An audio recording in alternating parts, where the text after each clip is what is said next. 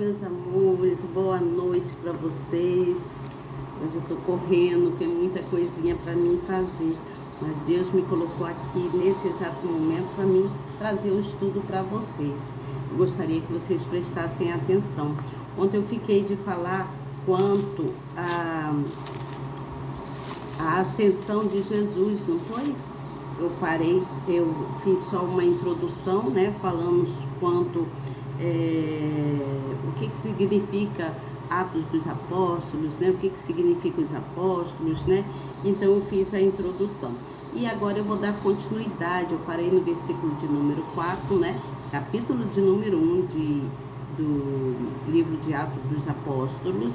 Eu parei no versículo 4, vou dar continuidade para que a gente venha entender melhor. Mas eu gostaria que você que está chegando se inscrevesse no canal. Faça isso. É rapidinho que você faz isso. Você não paga nada por fazer isso. É bem rápido e prático, tá bom? Bem rápido e prático. E depois que você fizer isso, você compartilha a palavra amiga, leva a palavra amiga para alguém. É bem rápido também. Não te custa nada. Você compartilha aí com umas 2, 3, 4, 5 pessoas. Quantas você sentir no coração, você compartilha. Seja um evangelizador, né? Seja você um evangelista, levando a palavra do Senhor, né? A palavra, Deus espera de nós que a gente venha ampliar, né? Quanto ao conhecimento da palavra dele, né? Que a gente venha levar para as pessoas, espalhar por aí afora, para quantas pessoas forem necessários. Mesmo aqueles que já são convertidos, né? Que já se dobraram ao Senhor Jesus, é bom que se fale, é bom que se fale também, mesmo para esses que já são convertidos, porque às vezes esses convertidos, eles estão um pouco relapsos, vamos dizer assim, né? Estão um pouquinho afastados, né? Estão assim enfraquecidos na fé, precisando de uma palavra amiga para se fortalecer, precisando de conversar com pessoas que estão no mesmo sentido, né? Que gostam de ouvir a palavra do Senhor, que gostam de falar do Senhor, né? Isso significa temor a Deus, isso significa respeito, isso significa amor pelo nosso Deus, não é mesmo? Então, nós devemos cultivar a nossa fé, transmitindo cada vez mais um para os outros, tá certo? Então, você novo que está chegando, eu sou Elizabeth Guilhermino, sou evangelista, estou sempre aqui trazendo uma palavra amiga para vocês. Eu faço meu estudo, faço as minhas anotações no meu caderno, depois de ler, e aí eu trago aqui para vocês aquilo que eu entendi, aquilo que eu aprendi, fora o que eu leio, né, na explicação que tem na Bíblia, tá certo? Então, faça isso você, seja uma pessoa que gosta de receber a palavra do Senhor Jesus para transbordar ela, né? Para levar a palavra para outros, tá certo? Seja você um anunciante da palavra do Senhor Jesus. Seja muito bem-vindo. Que Deus te abençoe grandemente, barulho do carro. Que Deus te abençoe grandemente, tá bom? E que a gente permaneça firme aqui nessa sala muito abençoada, né? Uma sala cheia da graça do Espírito Santo, onde eu passo a maior parte do meu dia, a maior parte do meu tempo, eu passo aqui na minha sala, estudando, fazendo alguma coisa, ouvindo louvores, escrevendo. Eu sempre me ocupo, nunca deixo a minha cabeça vazia. É muito difícil eu estar com a cabeça totalmente relaxada, né? Porque são tantas coisas que a gente tem que resolver, que às vezes nem dá tempo de a gente curtir um relax, né? Como se diz, né? Descansar um pouco. Mas o Espírito Santo de Deus nos dá vida para a gente continuar, para a gente ficar firme com Ele. Ele vai nos fortalecendo e vai nos dando ânimo para continuar, tá certo? Então, faça isso você, seja você uma pessoa muito abençoada, uma pessoa muito querida, né? O Senhor Jesus nos ama, e você é um amado de Deus, você é uma amada do Senhor Jesus. O Senhor Jesus te ama, Ele te ama tanto que Ele não te deixa só, né? Ele faz tudo para te trazer paz, para te trazer alegria, porque Ele é compaixão, né? Ele é misericórdia, né? Ele é a própria benevolência. Ele é um ser perfeitíssimo, criador do céu e da terra e de tudo que existe nesse mundo. Ele criou tudo com muito amor, né? Com muita dedicação, né?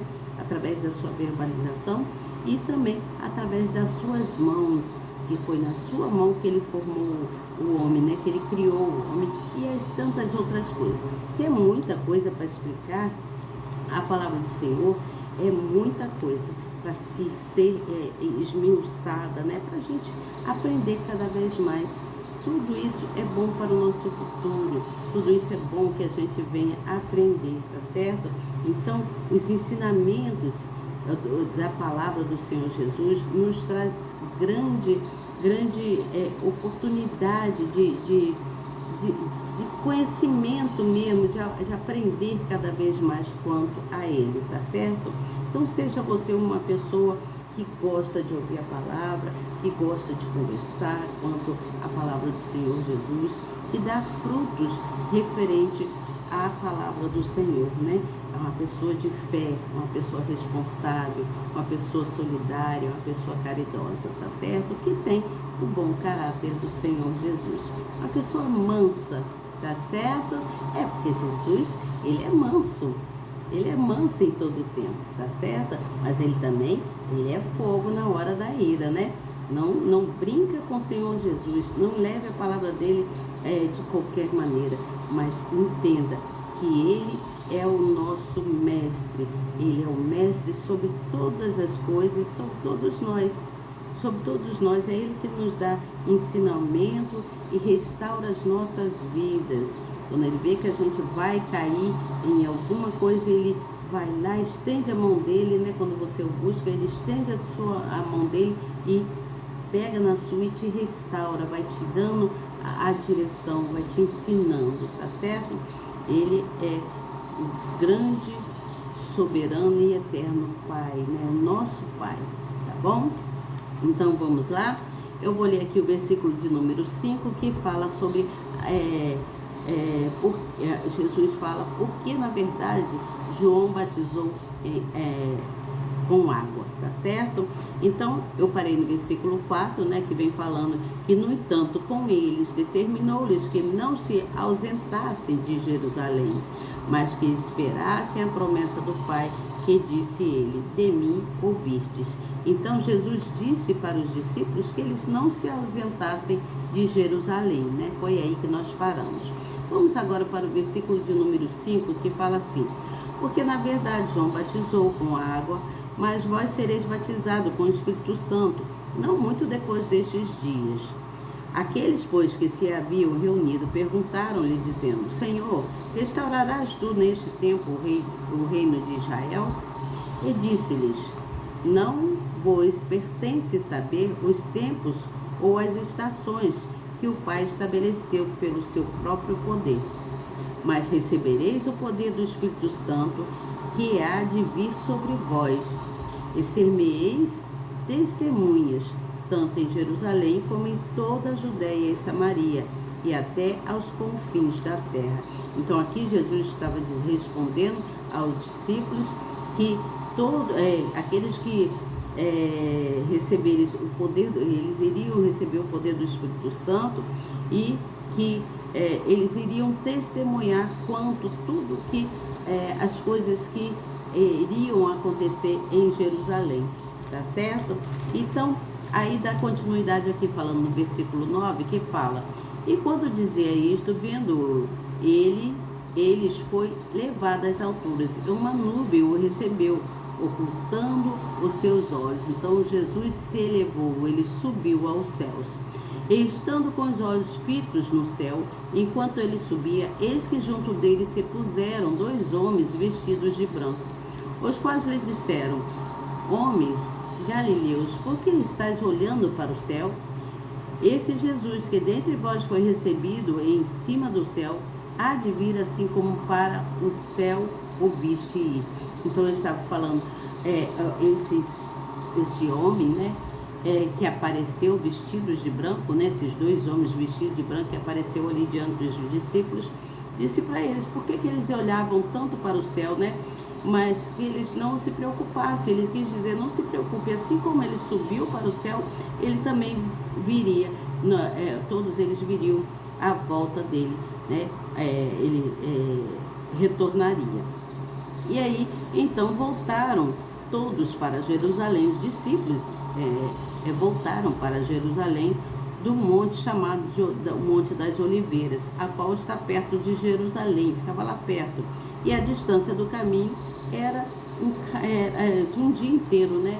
Era o caminho de um sábado, caminhava-se um dia inteiro.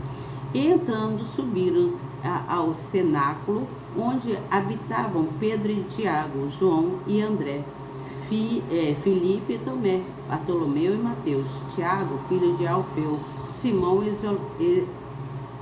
o Zelote e Judas, irmãos de Tiago. Todos eles perseveravam unanimemente em oração e súplicas, todos unidos, orando com as mulheres e Maria de Jesus e com seus filhos. Então, todos estavam ali perseverando, orando, né? E naqueles dias, levantando-se Pedro no meio dos discípulos, fora a multidão junta, né?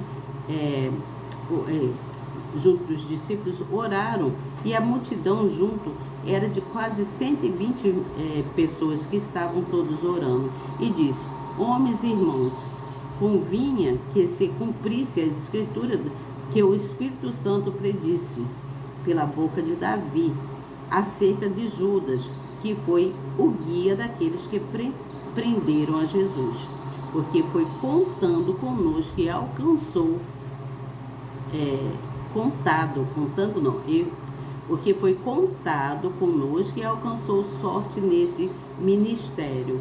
Ora, este adquiriu um campo com o galardão da iniquidade, e precipitando-se rebentou pelo meio, e todas as suas entranhas se derramaram. E aí no versículo 19 fala assim: e foi notório a todos os que habitam em Jerusalém, de maneira que na sua própria língua esse campo se chama Aceldama, isto é, campo de sangue, onde lá houve muitas tristezas, né? Porque no livro dos Salmos estava escrito assim: fique deserta a sua habitação, e não haja quem nela habite, e tome outro o seu bispado. É necessário, pois, que dos homens que conviveram conosco todo o tempo em que o Senhor Jesus entrou e saiu dentre nós, começando desde o batismo de João Batista, né, até o dia em que entre nós foi recebido, em cima um deles se faça conosco testemunha da sua ressurreição. Então, alguém iria falar quanto a testemunho da ressurreição, né? No caso aqui, começando por João Batista. E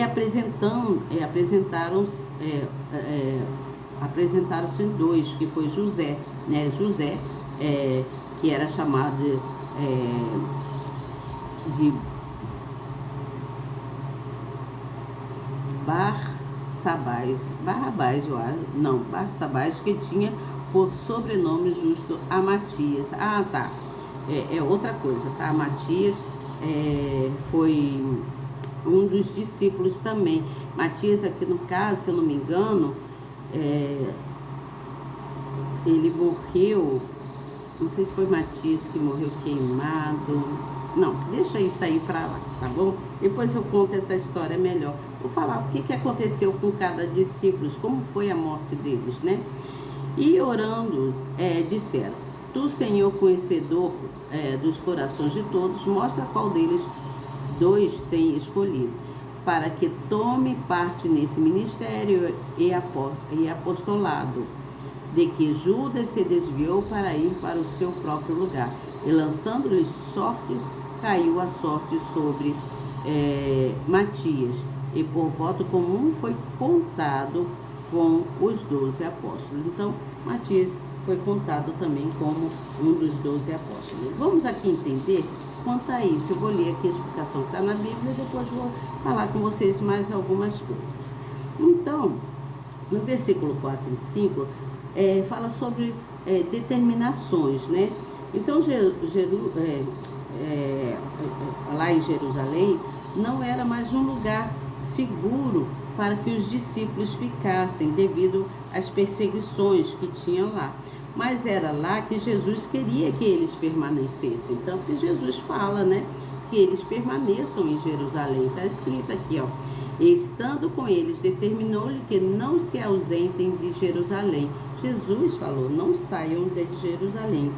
E eles receberam a ordem de Jesus, cumpriram, né? E também fala no versículo 6 e 7 sobre a restauração. Restaurar quanto ao reino a Israel.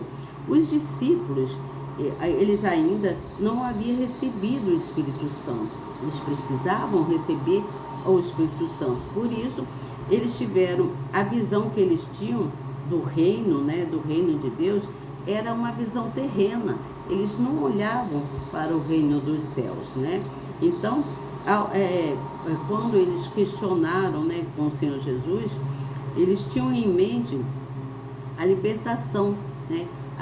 Qual libertação? A libertação de Israel, que do domínio de Roma, né? E a formação de um governo que seria feito lá naquele local, por independência, né, mesmo. Então, Jesus, ele não veio só estabelecer o reino terreno, estabelecer as coisas terrenas aqui na terra, e sim também as coisas espirituais que se manifestam no coração daqueles que creem, se manifestam nos nossos corações, para todos nós que cremos na palavra do Senhor. Então, essa falta de entendimento também ocorre com muitas pessoas, tá? Muitas pessoas não entendem isso hoje, assim como muitos discípulos na época também não entendiam, depois que começaram a ter mais clareza, né? E também fala sobre a perseverança, né, da unimenente, eles unidos, unimenentemente, eles oravam, todos unidos oravam. Então os discípulos e suas mulheres, e algumas mulheres que não eram mulheres deles, né, incluindo Maria, né, a mãe de Jesus, eles se preparavam para receber a promessa de Deus, todos em um só propósito, em um só espírito, né, e num só pensamento. Eles perseveravam com as orações, com as súplicas. Eles oravam em prol do cumprimento da palavra do Senhor Jesus. Você entende? De tudo aquilo que o Senhor Jesus havia prometido. E também vem falando quanto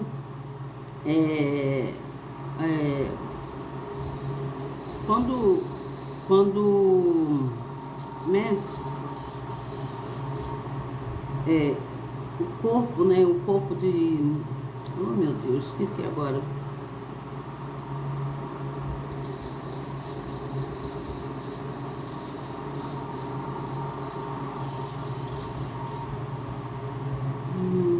Gente, eu esqueci, mas vem falando, veja bem, eu vou ler aqui. Vem falando uma coisa que eu achei importante aqui, que agora eu queria falar sobre esse derramamento, né? O que aconteceu, né? Quando Judas Iscariotes, ele foi jogado fora, né? Então, quem registrou isso foi Mateus. Mateus conta na história lá, né? O profeta Mateus, né? Que o corpo caiu sobre o precipício do vale de Hermon, então ele foi jogado, né? E também fala sobre Matias, né? Fala sobre José e sobre Matias, quanto eu li aqui, e que eles foram indicados para substituir Judas lá no apostolato. Judas foi jogado fora, né? Por ser traidor, desobediente à palavra do Senhor, e aí eles entraram esses dois, que foi José e Matias, que foram substituir, né, no apostolado. Então, o interessante nisso é que Matias, ele não possuía nenhum título para ser escolhido, né, para entrar ali no lugar, mas ele foi, deu-se a entender que ele era a pessoa certa para ficar ali, era uma pessoa capacitada, né, em virtude das coisas que ele possuía com ele, né? Eu creio que ele deveria crer na palavra do Senhor, né? É isso que eu entendi aqui. Mas veja bem, eu faço as minhas anotações quanto a isso, né? Então vamos entender aqui quanto à ascensão de Jesus. A ascensão de Jesus, ela está mostrando quanto à vitória da morte de Jesus. Quando Jesus morreu, mesmo todos nós entristecidos, naquela época os discípulos ficaram todos, né? Então, quando houve essa morte, mostrou o poder de Jesus, mostrou o poder de Deus para se cumprir todas as promessas que foram ditas naquela época. E o cumprimento de suas promessas ensinou muitas coisas e vem nos ensinar também que nós temos que ter muita calma, muita tranquilidade, muita paciência e confiar nas promessas de Deus, todas as promessas que foi colocada no seu coração e as promessas que estão escritas na palavra do Senhor, você entende? Nós precisamos ser calmos, ter tranquilidade, ser perseverante nas orações, você entende o que eu falo?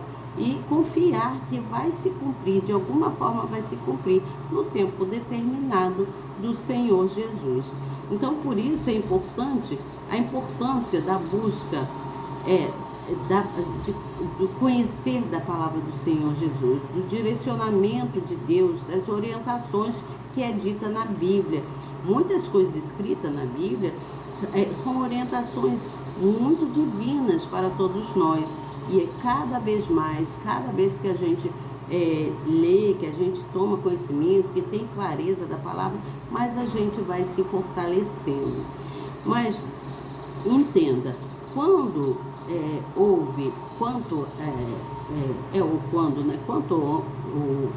houve a ascensão de Jesus, essa ascensão estava mostrando a glória de Deus, né? Quando ele subiu, quando fala sobre a elevação, né? Houve a elevação de Jesus, de Deus para o céu.